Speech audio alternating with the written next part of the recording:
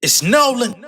This is about the second video that I've made this week about somebody that's getting taken advantage of or has been taken advantage of in the music industry.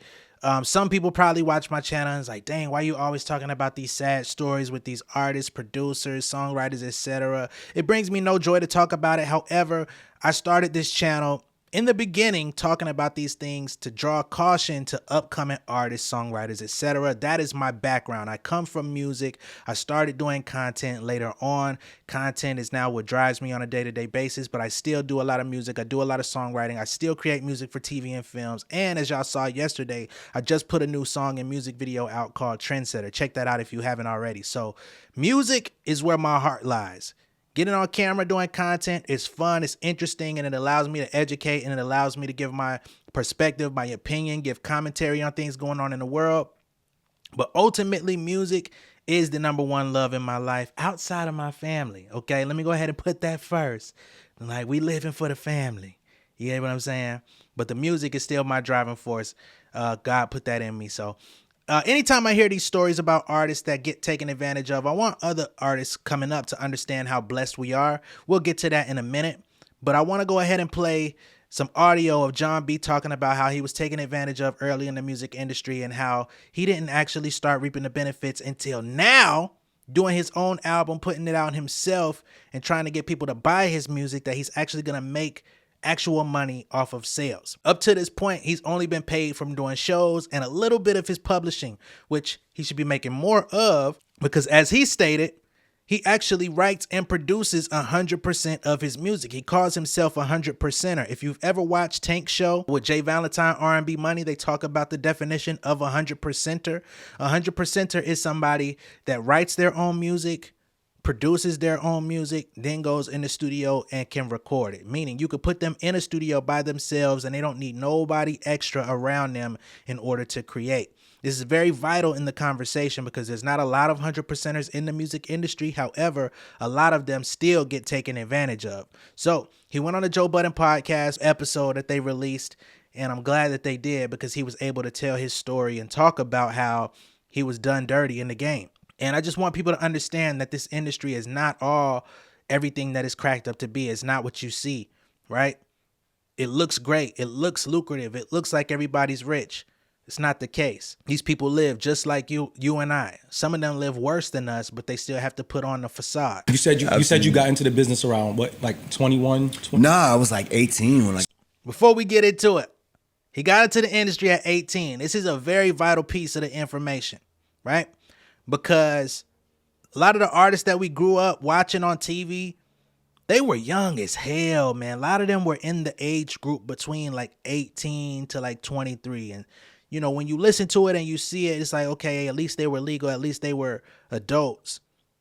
But these are not adults that had the internet. These are not adults that had lawyers. These are not adults that had real trained management giving them day-to-day information. They don't have Google and, you know what I'm saying, the resources. They didn't have the books and all of this stuff that we have today. So these are 18 and 23-year-olds who just working at the local whatever. Think about yourself at 18 and 23. Think about your capacity and like if somebody came to you with an opportunity that could change your life, how easily you would have been swayed, right?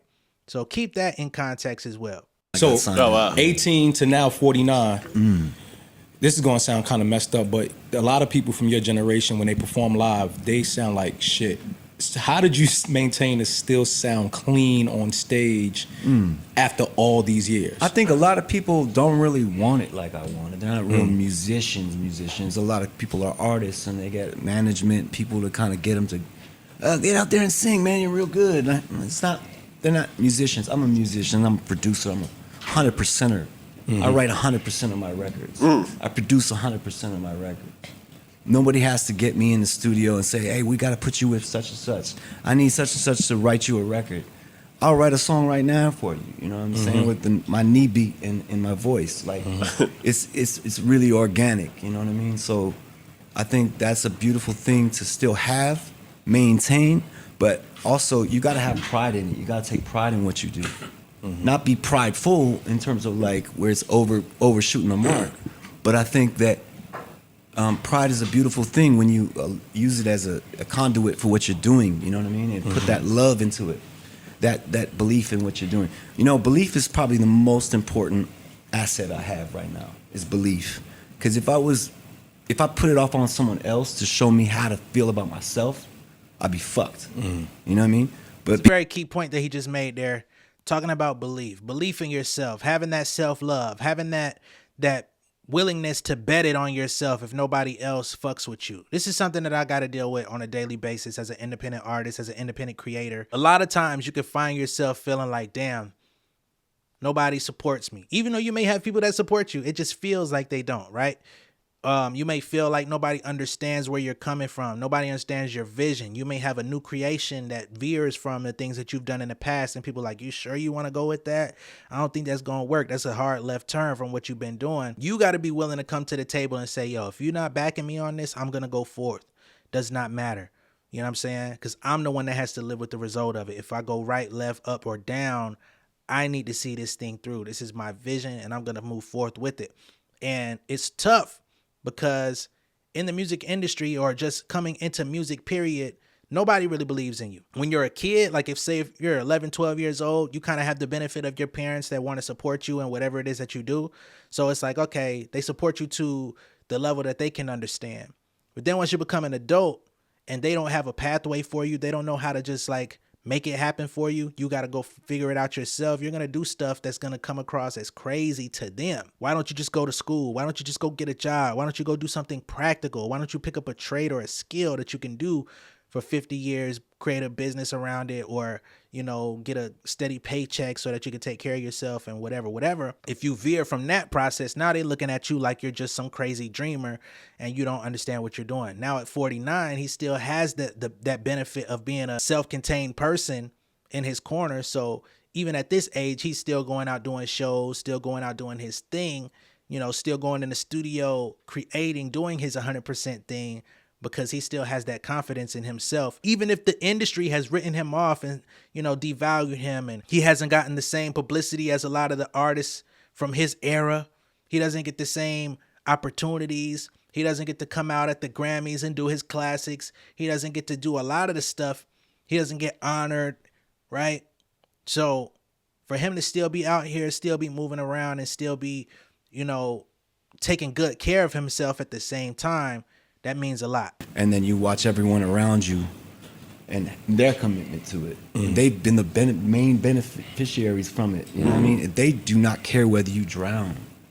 They do not care. The people that put you right where you at do not care if you die. They do not care if you are on the planet, because you did what you needed to do for them already. Interesting that he brought this up, man. I was just watching a video on YouTube the other night of this content creator that was talking about how the industry has been putting these life insurance policies and these death clauses in artist contracts for years. So for y'all out there talking about empires doing this to people, it's not Empire killing these artists. A lot of the artists that y'all be talking about don't even be signed to Empire. Deeper into the music industry, deeper into the contracts, deeper into what's going on, there is some validity to what y'all are curious about. It's just not happening from the source that you think. All these labels are taking out life insurance policies on artists. The last 5 years, they've gotten really deliberate about doing it with rappers because they're coming from really tough backgrounds. A lot of these rappers nowadays are all gang affiliated, which is a personal choice for you niggas out there. And you're coming into a business profession, gang affiliated, talking about your ops on songs, wearing your colors, wearing your flag, repping your hood, repping your set all throughout your music, talking about real events going on in your neighborhood, and you think they're not going to take life insurance policy out on your ass. I'm not saying it's right. I'm saying it's what's business smart. But beyond just those people, the industry has been doing it for years to everybody. And this is why John says they don't care if you die, they don't care if you drown, because you've already done everything that you need to do. Because in the video they were breaking down, at a certain point when an artist is no longer popular, when an artist is, you know, going through a downward slope or they're falling off, the record label can start evaluating like, damn, this nigga might be better off dead. You know what I'm saying? And they might orchestrate something to get you up out of here. Not because they got anything against you, not because you saving the world, not because you change your mindset, so nothing like that. It's because you're not generating no money, and it's like, you know what?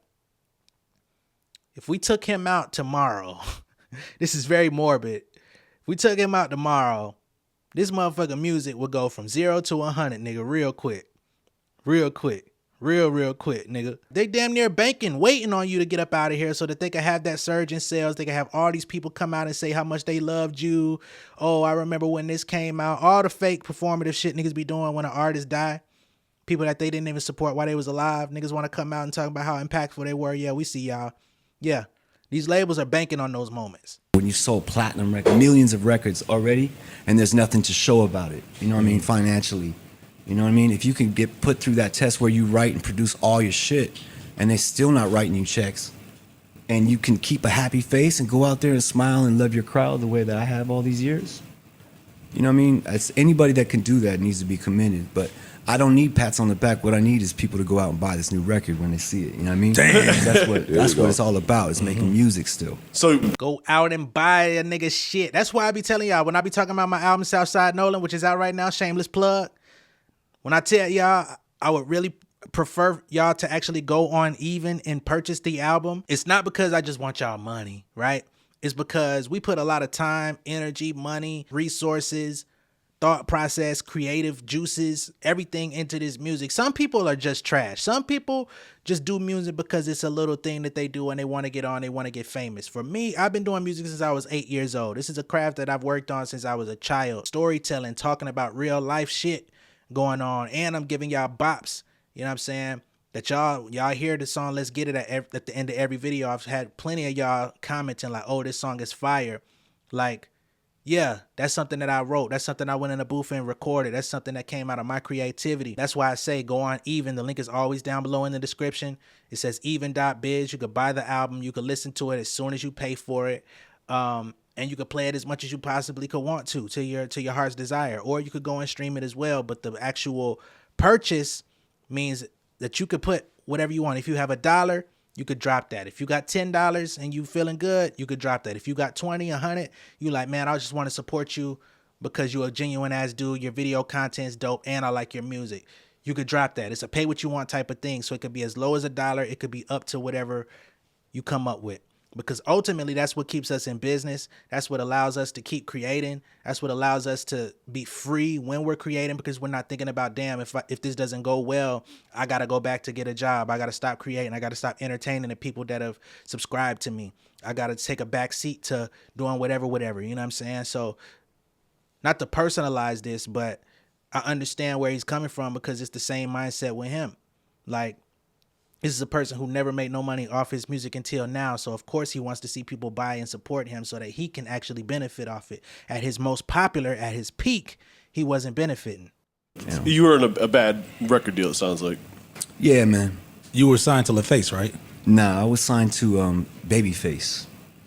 So it was a production deal type of thing? His personal Edmonds record group was called. Okay. Was there ever a period where you guys How he do stopped that? seeing eye to eye? Yo, wait, we got to get to Wait, Kenneth. hold up, How man. Kenneth pull that off? Well, they got a show tomorrow, so everything So must be okay. everything's cool now. Everything must be good. That's that. We working it out, you know what I mean? But I'm not gonna. I'm not See what gonna. I'm saying? But we in the process of working everything out. But you know, it's 20. And Babyface actually disputes this claim.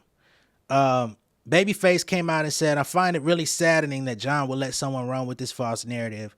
Just gonna say that John was never signed to me personally or my label. All I did was write songs and try to help. I think this is a cop-out from Babyface. Love and respect to you, sir. Nothing against you. You've done a great job. You did an excellent job with that new album, putting together all those new artists on a compilation. I think that should have gotten the same amount of love that Diddy did for that Love album. However, what label are you talking about? We do know that he was not signed to LaFace, right? We know that part because he came out and said it himself. 26 years later, and you know what I mean? I still haven't been paid a check for my records. You know what I'm saying? I know So Babyface was big red. I told we you, John. we gotta work some things out Wait, you ain't been paid a check from one record? from any of my records. Oh, now let's get it. What? Yeah. Now it's John time- B, shut up, man. Nah. John B. No, they still have to Jami, I pay. will walk out of this room. No, Why do they you think still- he lying? They still have to pay. That sounds believable. Every record? That sounds believable. Every record, bro. Nah, there's some type of check. No, I get checks because I do shows, but I don't get paid for my records. No publishing, nothing. I mean, it's not what it needs to be. You know what I mean? It's not right. So you wrote 100% of records that you're not getting And full produced. and No, that's what I'm saying. 100%. We're working all that out. You know what I mean? Okay. I mean, that makes sense in the times of when you signed 96. with somebody and you gave you got a certain advance for your publishing, you got a certain level of Oh things. no, it wasn't none of that. It was more of like in the fine lines. The fine print as a the young fine man. print, like, oh well, in order for you to get paid, we have to recoup these other artists that we signed. And we cross collateralize that. Because and you know, Bad words cross. Yo, they cross collateralizing music. Yes, Yeah. hell yeah. as a label, yeah. That As a makes, label, that as makes a the label, business go round. You so have to. what I'd like to be able to see is, you know, is people come first full circle with what they experience, you know, in terms of like, okay, I'm sure it was a lot for Kenny to facilitate, but I'd like to be able to see things come full circle. And this moment, Yab Young Records is a Los Angeles co-founded label by brother and sister Michael McQuarn and Tracy E. Edmonds. So this is the same shit. Yeah, it's okay. All right, so y'all don't know who Tracy Edmonds is. Some of y'all might. But Tracy Edmonds used to be Babyface's wife. Okay? So she founded this label with her brother. They signed John B. He put out one album, Bonafide, the debut album. He had the Cool Relax album, which is the one that had the Tupac record, if I'm not mistaken. Yep, that's the one that really took him up through there. So that comes out on Yab Yum. By album number 3, he's now on Edmonds' label, okay? So signed directly to her new company. So Babyface is basically putting that off on Tracy. That's what it is. He's saying he was never signed directly to me. He was signed to my ex-wife. She took the money from you. I ain't do it. But y'all was in bed together during that time. It's not like y'all was divorced when she signed him. Y'all was in the thick of it, literally. I'm not saying Babyface is a snake. There's a lot of people that got taken advantage of at LaFace as well, but we'll blame that on L.A. Reid. He's having his own sexual abuse allegations coming out right now, you know. Oof. But yeah, I didn't even know all that coming into this, but just doing a quick search, and I'm like, okay, I see Tracy Edmonds all throughout the John B story. I didn't know what Yab Yum was. Come to find out, that's her company also. Yeah, y'all was doing some shady shit. If you want to blame her, you want to put all the onus on Miss Tracy, that's cool too. But she was your wife. That's just like L.A. Reid and Pebbles, right? it's the testimony that I have to when you really gonna stand up and do something with someone, you stand up and do it with them, even if they second guess you. You know what I mean? And in this sense, I'm still here 26 years later at the MSG. You know what I mean? Sold Imagine out not show, signing that opening deal. up for Babyface. To me, it looks like there's something on the horizons that's about to happen again. And before I kill it with negativity and all this should have been like this. It's the belief that's gotten me this far. I feel like we're about to turn a whole new leaf over, man. Well, Keno, we had that conversation of he took that chance, Absolutely. and it landed him a career thus far. He's doing MSG. All right. So now, for all the artists out there, and if you're not an artist, you could sign out. You could do whatever you want. But this is where I want to talk about how blessed we are in 2023 to be in a position that we are. If you're unsigned, independent, ain't got nobody backing you, you feeling like the world is against you, you feeling like you want to quit, understand the benefit that you have in this moment is that you can go get educated about the music business. You don't have to go to Berklee School of Music, nobody college to get educated about the music business. I have full-on courses. I have full-on consultations available.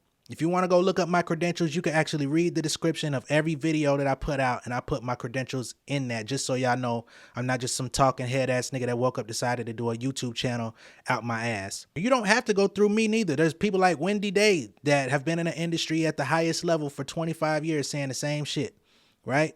You got people like Clint Music, who's teaching y'all how to get into sync licensing from a producer perspective. You got people like me that's teaching people how to get into sync licensing from an artist and songwriter perspective, which is one of the most lucrative things that you can do in the music business today is get your music featured in TV and film, because you can make upfront money, you make back-end publishing money, you know what I'm saying? You can get money from just submitting songs to certain companies where they're going to pay you hundreds of dollars just to add the song to their catalog. You could broker deals for even more money. So there's ways to do it. There's ways to get it. There's ways to sustain yourself to where you don't have to go work that job at the mall or go work at the shoe store. Or for some of y'all that work in offices and stuff like that, you might even be able to match or exceed what it is that you're making in corporate America off of creating what you want, creating what you're passionate about, maybe making a couple adjustments, right, to make sure that it fits the confines of something, creates a budget for you so that you can now pursue music on the level that you want, right? Not to mention, there's the whole content creation game. There's a lot of people out there making 6 figures or more off of YouTube channels, not being famous, not getting none of their content going viral, not getting mentioned on the Shade Room or nothing like that. They're just creating niche content for their viewers. YouTube is low-key like the new independent artist, because number one, you're getting paid off ad revenue. You're getting paid once you get to a certain threshold and you're able to monetize your channel, you're getting paid off every view, right? You're getting paid off of every time somebody comes to your channel and engages with you, right? Plus you keep 55% of the money. You're giving up 45%, right? Which is a lot, but it's all ad based. So you're not selling anybody on anything. It's about you actually being entertaining. It's about you having a perspective. It's about you finding your individuality, finding your voice, and it's off to the races. So that's also another blessing that we have. This outlet, the platform that we're all on right now as I'm speaking, is available to you to get paid as long as you have at least 1,000 subscribers. It may take you, a few months. It may take you a year to get 1,000 subscribers. You're going to have to dedicate a year into anything that you want to do, if not more. If you want to be a successful artist, you're probably going to dedicate damn near 10 to 15 years. If you get lucky and meet somebody, it's probably going to be on year 3 or 4. They're going to take advantage of you. There is no shortcut. There is no workaround. You have to get educated. You got to get your mental right. You got to get up and find your work ethic and get to it every motherfucking day, even when you don't feel like it. You got to do some shit that you're not going to want to do, but it's still in line with you and your passion. So you got to do it to the fullest. At a certain point, when you make enough money, when you have enough assets, when you're able to invest, when you're able to compound interest and and turn that into profit, then you can say, you know what? Now I'm primed to do everything that I want to do. I'm not going to do nothing that I don't want to do unless it comes with a contract, right? But you got to get to that point. Some artists out there, all they do is listen to inspirational content. All they do is watch other people that's doing it and talk about it, and it makes them feel good. It makes them feel like it's possible. At a certain point, you got to cut that shit off. You know what I'm saying? Put the fucking phone down, put the laptop down, and go get in the motherfucking thick of it. Get in the mud with your shit. Talk to some people that you ain't never talked to before. Go to a place and shake somebody's hand, and they don't know who the fuck you is, and introduce yourself. It's gonna call for that at some point. Taking some Zoom calls and shit with somebody and maybe paying them for it so that they could give you a shift in your mindset, right? You don't want to end up like John B. John B is out here at 49 just now getting it right. Yeah, he's made a lot of money in his life off of doing shows, but that means he got to bust his ass on stage year round. This new generation of artists don't got to do that. This next generation of artists coming up after us, they not going to have to do that as long as they equip themselves with the proper information. All them tags, them labels and all of that shit, and I'm talking about labels that you place on yourself, it doesn't fucking matter. You can call yourself a DIY artist. You can call yourself an independent artist. You can call yourself a rising, aspiring artist. All that shit don't matter. What are you doing today, now? That's all I got for y'all today. Be sure to like and share this video. If this is your first time seeing me on YouTube, go ahead and subscribe to the channel. Hit the post notification bell for all updates, and I will see y'all on the next one, all right? Much love and respect. Y'all stay safe out there. Peace. King of my city and cul-de-sac. Coming out swinging like soldier rags. Leading my people like quarterback. Boy, I study this shit, I'm an almanac. Had to get up and grind. Knowledge is booming, I'm here to apply. Came with the chip and the dip, it just single the mind. We finna do more than survive. I need my check. Spinning the block for the Gouda. We hitting the jeweler to flood out the net. We don't do beef on computers, I'm straight out the sewer, we come when you rest. Niggas be looking perplexed, so keeping my foot on their neck. No map, I trust my gut for the quest, but drama, I'm fully abreast. I was ready for years and they doubted me. All of a sudden they tell me they proud of me. I been dropping these haters like calories. Cross I'm out, I came back with some boundaries. Stand for my honor, but too raw, no corner. Packing the stick with a drummer. Wanna catch my bad, won't fumble. I done came too far to be humble.